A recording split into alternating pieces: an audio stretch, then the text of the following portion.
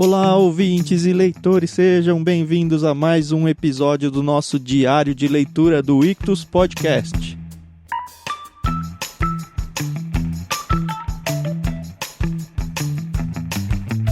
Nós estamos no meio, aliás, não no meio, né? Muito longe do meio da leitura dos Irmãos Karamazov de Fyodor Dostoiévski. Eu sou o Thiago André Monteiro, @vulgutan no Twitter. Estou aqui com a minha amiga Carol. Tudo bem, Carol? Olá, pessoal. Olá, Thiago, tudo bem? Aqui é a Carol Simão, @somente Carol lá no Twitter. E realmente estamos bem longe do meio desse livro. É que, na verdade, a gente está acabando o livro 2, né? Então, se a gente for ficar pensando nesse sentido, né? Ah, não dá, não. Nada a ver. Livro 2 é só um jeito de separar capítulos, não quer dizer nada. Exatamente. É interessante que você olha o livro, a gente tá... Nossa, mal comecei, mas hoje a gente vai até a página 100. Pois é. E finalmente vai acontecer alguma coisa de interessante na história, né? Isso, hoje a gente segue com 2 capítulos, o capítulo 7 e o capítulo 8. Com isso termina o livro 2, uma reunião extraordinária que, para quem gosta de filosofar, estava muito empolgante, e para quem não gosta muito de filosofias, mas prefere um enredo envolvente, estava bem monótono. Mas parece que o jogo virou, né, Carol? Ai, finalmente, né? Já vimos que time é que é a Carol, né? É, exato. Ai, ai.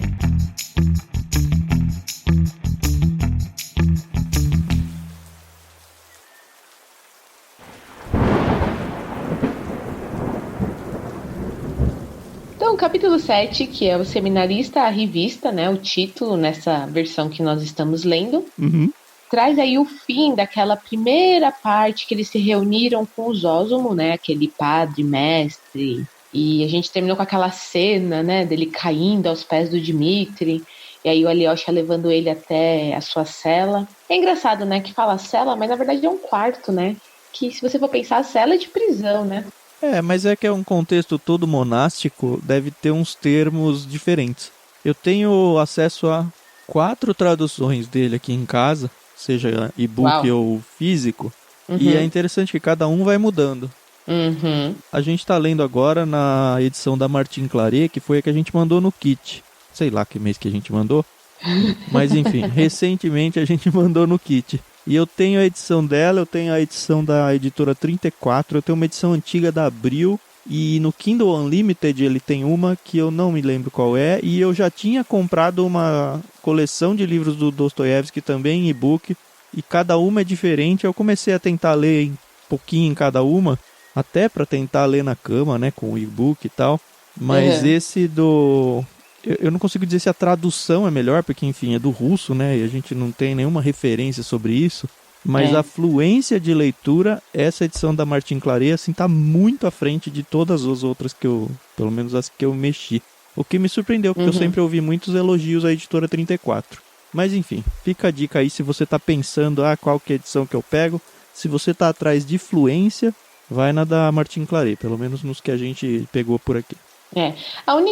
O único ponto negativo desse livro é o peso dele, né? Então não é um livro que você consegue ler no ônibus, por exemplo, ou você tem que estar sentado, no mínimo. Eu leio na rede com ele, tranquilo. Então. Como diz o Daniel, sou mais forte que o Hulk. Ai. Bom, vamos depois lá. dessa... Bom, o Alyosha leva o mestre até a cela dele, né? E lá eles têm uma conversa muito interessante. Primeiro que o Alyosha não entendeu por que ele agiu daquela forma com o irmão mais velho, né? O Dmitri, por que ele se prostrou. E ele fala, até tem uma parte que ele fala, se ele não me disse, é porque ele tem as razões dele, né? Ele já conhece o mestre o suficiente, né? Ele tá curioso, mas ele nem pergunta. Isso. E o que ele, na verdade, conversa com o mestre é sobre a própria vida, a vida pessoal do Alyosha. E o mestre fala para ele, olha, você não vai ficar aqui no mosteiro, essa vida aqui não é para você, você vai sair daqui, você vai arranjar um trabalho e você vai se casar. É o que te faz pensar, né, caramba, ele tá ali, quer ser celibatário, né, mas não é uma vida para qualquer um, né. Inclusive o mestre faz várias profecias sobre a vida do Alyosha, né. Eu achei interessante, ele diz que ele vai sofrer, né, deixa eu pegar o trechinho aqui. Aí ele diz, você vai experimentar grande dor, ao mesmo tempo será feliz. Essa é a sua vocação, buscar a felicidade na dor. Trabalhe, trabalhe sem parar, lembre-se de minhas palavras. Ainda conversarei com você, mas meus dias, minhas horas estão contados. Então o mestre já está antevendo a própria morte.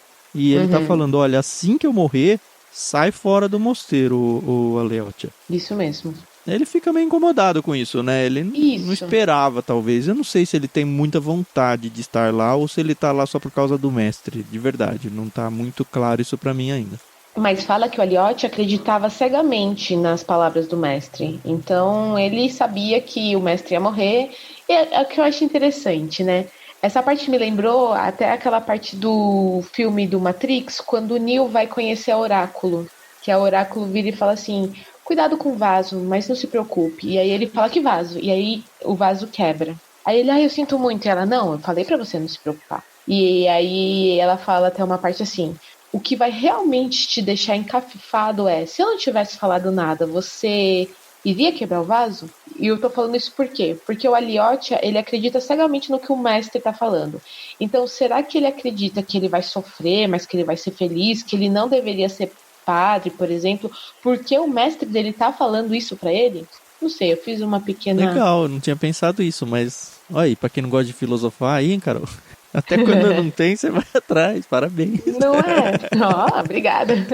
Porque às vezes a gente toma decisões baseadas na opinião dos outros, mas será que era isso mesmo?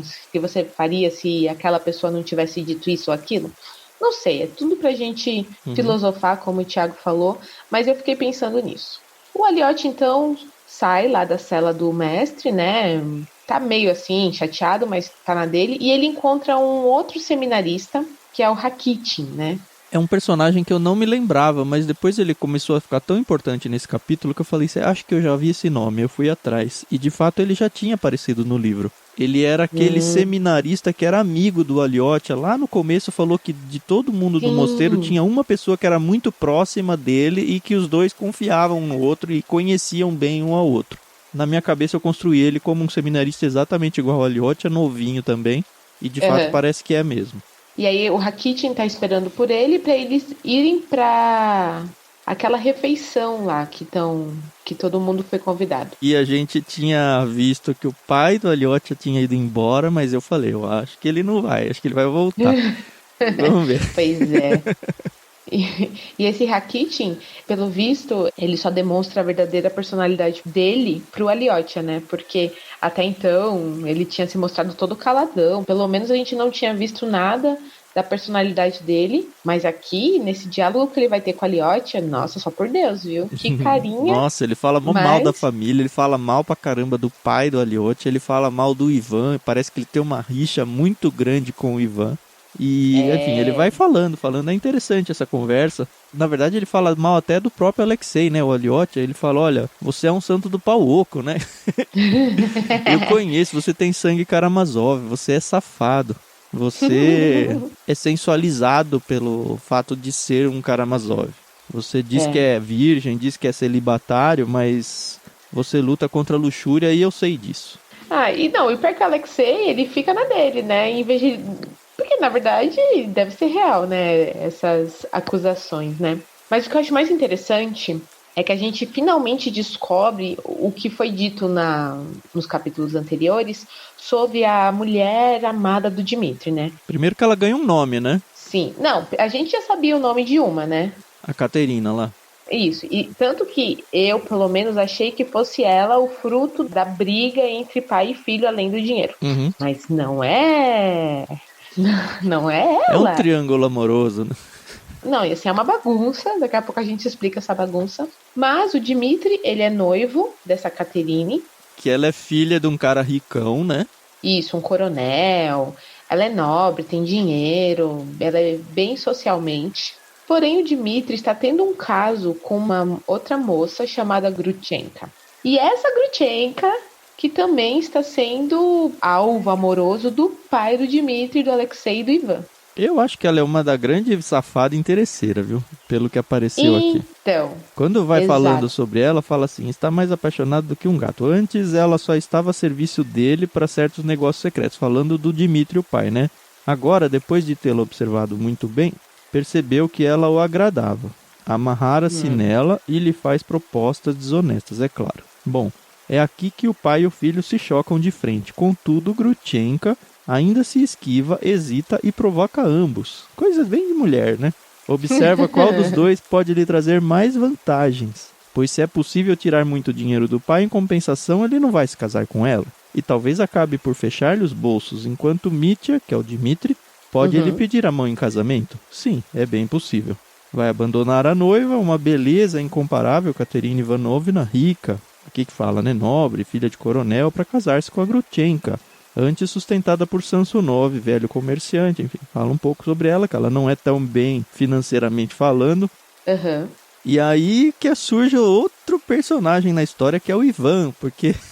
Exato! Pra quem não tava dando nada pro Ivan aí, o Ivan, ele quer que o irmão fique com a Grutchenka para ele ficar com a Katerina. Parece que a Katerina também talvez queira, porque, enfim, o Ivan é mais nobre, ou pelo menos intelectualmente mais interessante do que o irmão mais velho. E é interessante ainda que tem nesse angu ainda um caroço que não ficou talvez tão claro, mas para mim até tá, que é o próprio Rakitin. Que também tem um caso com a Grutchenka, né? Eu não sei se ele tem um caso, porque quando o Alyosha falar é sua prima, né? Sua parente, né?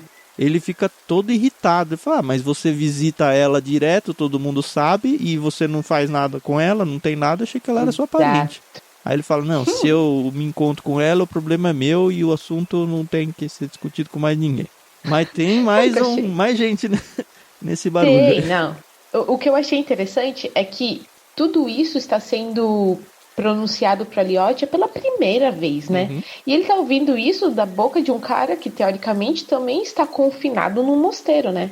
Tanto que quando o Rakitin fala tudo isso, ó, fulano tá com ciclano, mas gosta de Beltrano, o Alyosha fala assim, de onde você tirou tudo isso, né? E aí ele fala assim, ué, você já sabe a minha resposta, você sabe que isso aí já é visível para todo mundo, só você que não vê. E aí o Alyosha, ele fica lá todo, ai meu Deus, como isso pode ser possível? Mas infelizmente ou felizmente é assim, né?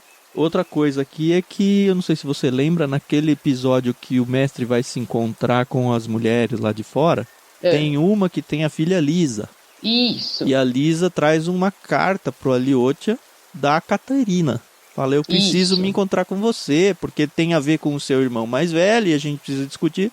Então, provavelmente, ela já tá sabendo que ela tá sendo traída. Ou, quem sabe, ela tá querendo ir atrás do Alyosha, sei lá. Mas, na ocasião, o Alyosha falou, eu nunca vi não, né? Eu só vi ela uma vez, por que ela quer conversar comigo? Aí que fala, não, é por causa do seu irmão mais velho, tem a ver aí com alguma coisa dele. Então, mas tem uma parte também que fala assim, a própria Katerina Ivanovna acabará aceitando um encantador como Ivan Fidorovich. Ela já hesita entre ambos. Então, você vê que... É o que eu falei, talvez o Ivan para ela seja mais interessante intelectualmente, dado que ela é interessante financeiramente. Então eles estão tendo porque os dois acabam ficando muito exaltados com esse diálogo, né? O Rakitin muito mais que o próprio Alyosha, principalmente depois que o Alyosha pergunta se a Grutchenka não é parente dele, né? E aí ele ainda fala assim, você perdeu a razão? Não anda nada bem da cabeça. E aí o Alyosha, mas ela não é sua parente? Eu ouvi dizer que era. E aí tem aquela parte que você falou, né? Não, ela não é minha parente, se eu vou lá visitar ela todo dia é porque eu tenho minhas razões. Sim, mas ainda assim tem mais coisas ainda aqui com o Rakitin, porque o Alyosha começa a defender o Ivan, e aí o Rakitin começa a atacar o discurso do Ivan antes, que falou, ele fica aí falando sobre religião, filosofando, mas ele é ateu, nem faz sentido. E aí o Alyosha dá risada, né? Fala, por que você tá rindo? Aí eu falo, não, deixa pra lá. Eu sorri por tolice. Entendo que você se esquente, Mitya. Mitya não Mitya, o irmão mais velho. É o apelido desse amigo aí, seminarista. Percebi pelo seu embalo que gosta de Katerina Ivanovna. E aí, ok. Então talvez o caso dele não seja a outra lá que ele se encontra sempre. É porque ele gosta da Katerina e como a Katerina e o Ivan estão se bicando ali, sei lá. Como os dois estão se gostando... O Alyosha até dá uma cutucada. Ele fala, aliás, eu já desconfiava há muito tempo. Por isso que você não gosta do Ivan, você tem ciúme dele. E ciúme também do dinheiro dela? Ah, vai, diga logo de uma vez. Não, não. Não falei nada de dinheiro, não quero ofender você. Já que fala assim, acredito, mas diabos os levem, você e seu irmão Ivan. Nenhum de vocês entendem. Mesmo se nos esquecermos de Katerina Ivanovna, ele é muito pouco simpático. Ou seja, tem aí mais motivos para o amigo do Alyosha aqui não gostar do irmão do meio do Alyosha, o Ivan. Rapaz, bom, eles estão aí conversando, né? E aí o próprio Rakitin, ele fala, ó, chega, vamos pra cozinha, porque estão esperando a gente, vai ser servida aquela refeição lá, né? Onde, teoricamente, o pai do Alexei não estaria participando. Porém, quando eles estão chegando, aí acontece de tudo, né? E é o finalzinho do capítulo 7, né? Começa assim. O que está acontecendo? Viemos atrasados? Mas eles não podem já ter terminado. Ou será que os Karamazov aprontaram mais alguma? Só pode ser isso. E isso é o Rakitin falando, né? Uhum. Veja só seu pai e o Ivan, que vem atrás dele. Estão fugindo do abade. Veja o padre Isidoro na escada, gritando-lhes alguma coisa. E seu pai está agitando os braços, sem dúvida gritando palavrões. Veja Miossof, que parte na carruagem. Veja o fazendeiro Maximov, que corre como louco. É um verdadeiro escândalo. O almoço não aconteceu. Será que eles bateram no abade? Será que apanharam? Bem que eles mereciam. Rakitin adivinhara. Um escândalo inédito havia ocorrido. Tudo se passara por mera inspiração. E aí você fica, o que está acontecendo? Ah, já tinha cantado a bola, né? Que a gente sabia, o Fyodor, né? ia voltar para esse almoço e ia causar, né? Não tinha por que não ser um livro isso. Tanto que Não o capítulo 8, que é o último desse livro 2 aqui, Uma Reunião Extraordinária, se chama O Escândalo.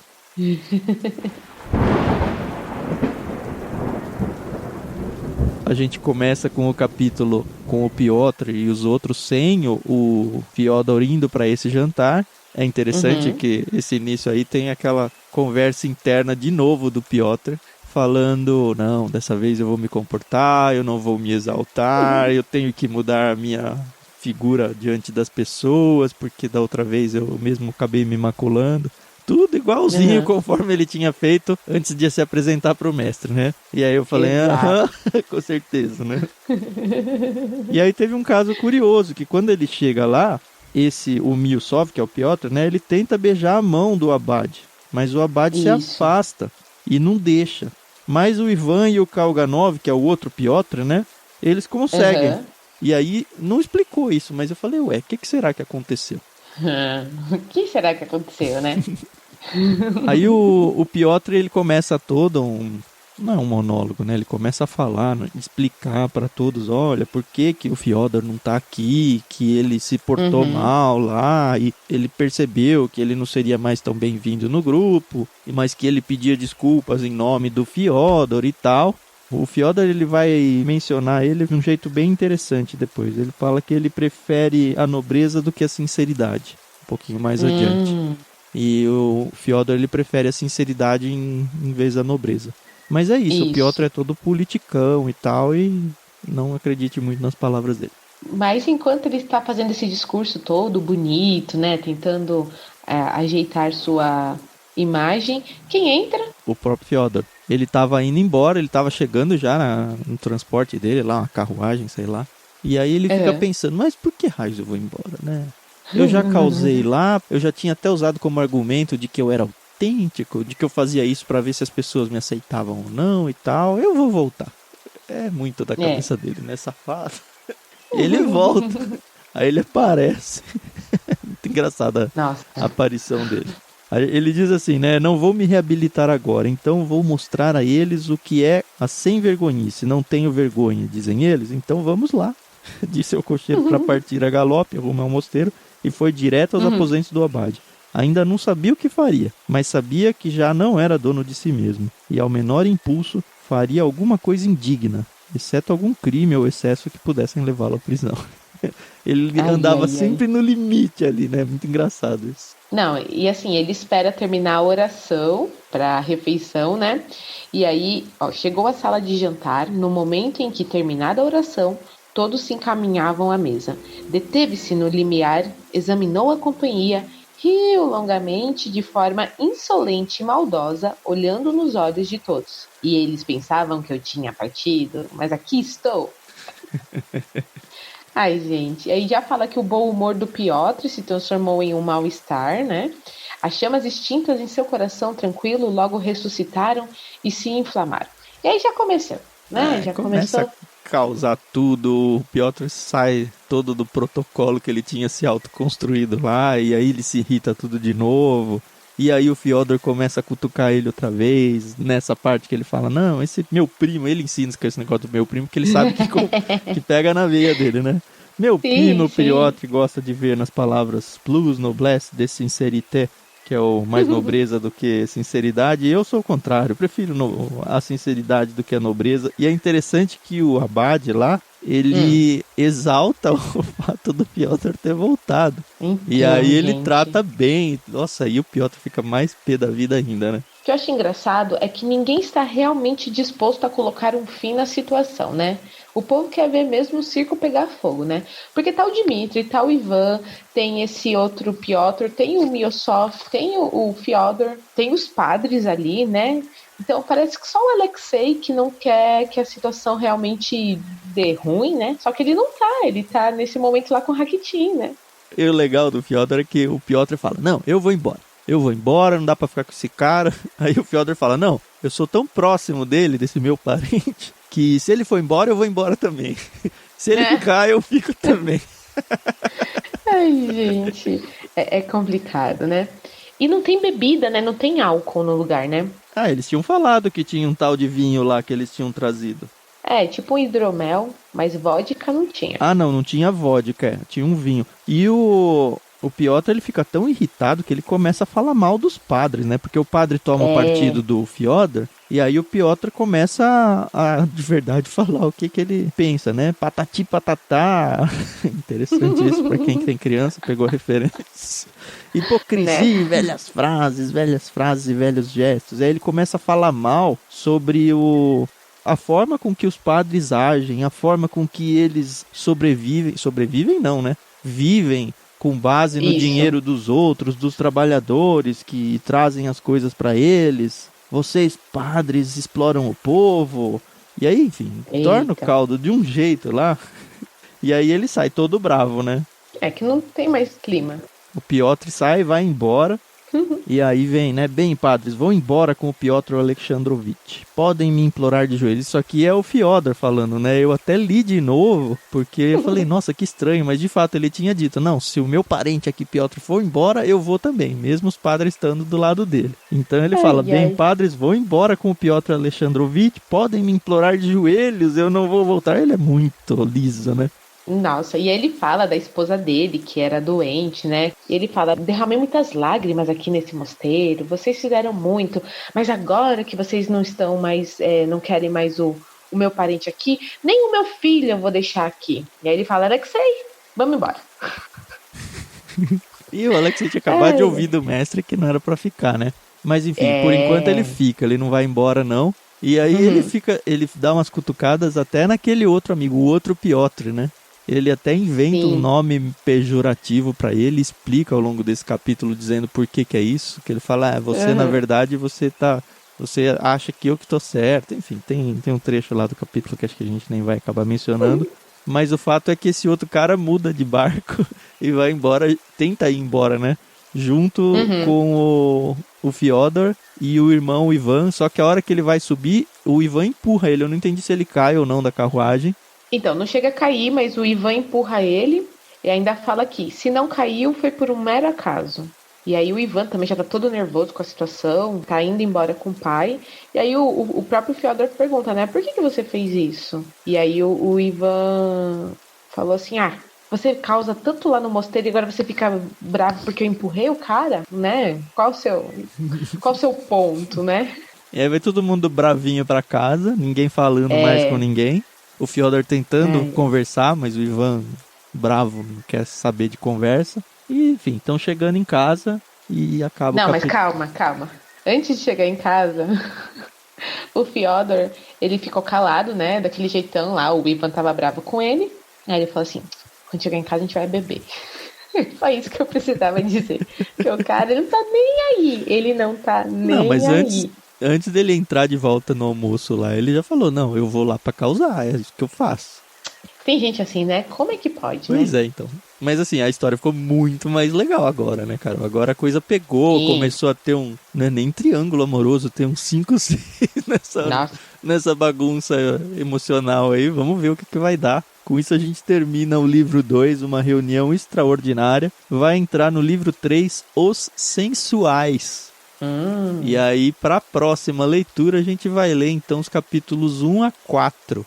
Isso mesmo.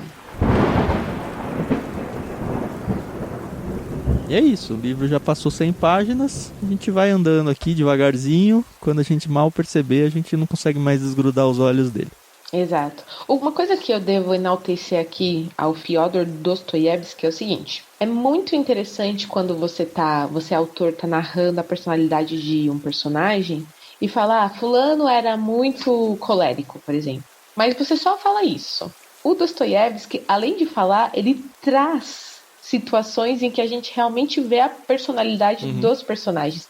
Isso eu acho que faz toda a diferença, entendeu? Porque uma coisa é falar assim, ó, ninguém gostava do Fyodor Karamazov porque ele era interesseiro. Mas a gente consegue enxergar por que as pessoas realmente não gostavam. E, gente, eu estou super simpatizando com ele. Olha, esse que você falou é um detalhe interessante. Eu já fiz um curso de escrita, de composição de texto e tal, e a professora falava muito isso, né? Ela falou, olha, o bom autor, ele não usa quase adjetivos. Ele não qualifica as coisas, ele explica. Então você não vai falar que o sol está quente, que o dia é quente. Você vai desenhar um cenário onde a pessoa está suando. Olha, e aí você vai ver, ela está suando porque ela está na praia e o sol está quente. E é exatamente isso que você falou. É a diferença entre o autor bom e o ruim, entre o autor preguiçoso, porque dizer que ele suou, nesse caso, o exemplo que eu dei é bem curto, né? Mas pensando aqui no contexto dos irmãos Karamazov, dar 2, 3 adjetivos para o personagem é muito mais rápido do que você gastar páginas e páginas construindo o perfil desse personagem. Só que você ganha muito mais o seu leitor fazendo isso. Então, para quem tem suas vontades aí de escrever, sempre lembre disso, fuja dos adjetivos, porque eles são preguiçosos. E você vai ganhar muito mais o seu leitor se você fizer o contrário. Se você desenhar um cenário onde você constrói tudo para fugir desse adjetivo. É isso. Sensacional. De nada, pela aula de graça. Pois é.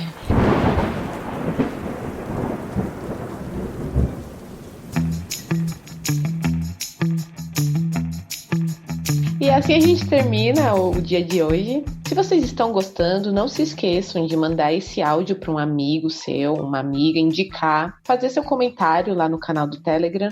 É bem legal a gente ver a interação do pessoal, né? E a gente sabe que esse não é um livro assim tão rápido, que realmente vai gerar várias opiniões, e é isso que a gente quer.